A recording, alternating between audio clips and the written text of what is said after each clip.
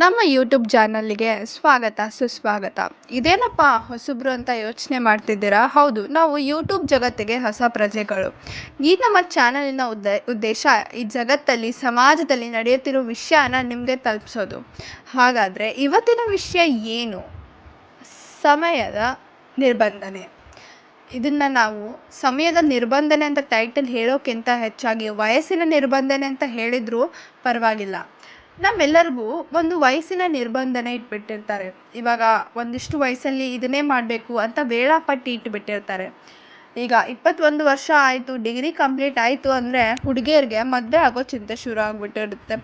ಹುಡುಗರಿಗೆ degree complete ಆದ ತಕ್ಷಣ ಜಾಬ್ ತೊಗೋಬೇಕು, ಅರ್ನಿಂಗ್ ಮಾಡಬೇಕು ಅನ್ನೋ ಚಿಂತೆ. 25 ಒಳಗಡೆನೇ ಮಕ್ಕಳಾಗಬೇಕು ಅನ್ನೋ ಚಿಂತೆ. ಇನ್ನು 25-30 ಸೆಟಲ್ ಆಗಬೇಕು ಅನ್ನೋ ಚಿಂತೆ. ಇನ್ನು 40 ವಯಸ್ಸು ಆದಮೇಲಂತೂ ಮನೆ, ಮಕ್ಕಳು, ಮಠ ಅನ್ನೋ ಚಿಂತೆ.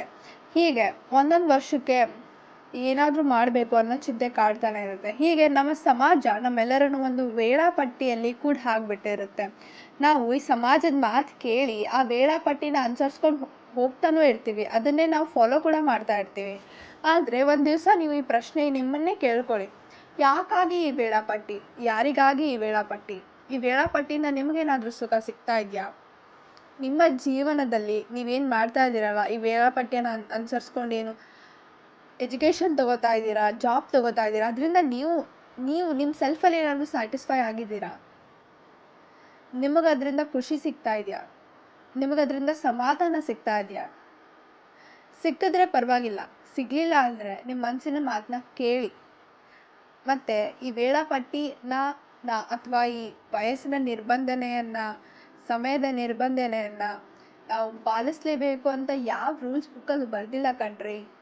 ಇದು ಈ ಸಮಾಜ ಮಾಡಿರೋ ಒಂದು ರೂಲ್ಸು. ಇದನ್ನು ಫಾಲೋ ಮಾಡಬೇಕಾ ಬಿಡಬೇಕಾ ಅದು ನಿಮ್ಮ ಮೇಲಿರುತ್ತೆ.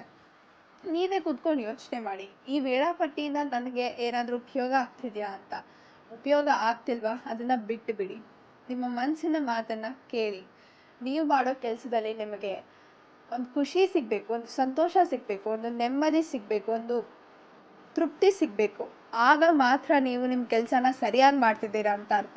ಅಥವಾ ಏನೋ ಆ ಕೆಲಸದಿಂದ ಖುಷಿ ಸಿಗ್ತಾ ಇಲ್ಲ, ಏನಪ್ಪ ಈ ಕೆಲಸ ಬರೀ ಸುಮ್ಮನೆ ದುಡಿಬೇಕು ಅಂತ ಮಾಡ್ತಾ ಇದ್ದೀನಿ ಅಂತ ಅನಿಸ್ತಾ ಇದ್ದರೆ ನೀವೇನೋ ತಪ್ಪು ಮಾಡ್ತಾ ಇದ್ದೀರಾ ಅಂತ ಅರ್ಥ. ಹಾಗಾದರೆ ಒಮ್ಮೆ ಯೋಚನೆ ಮಾಡಿ.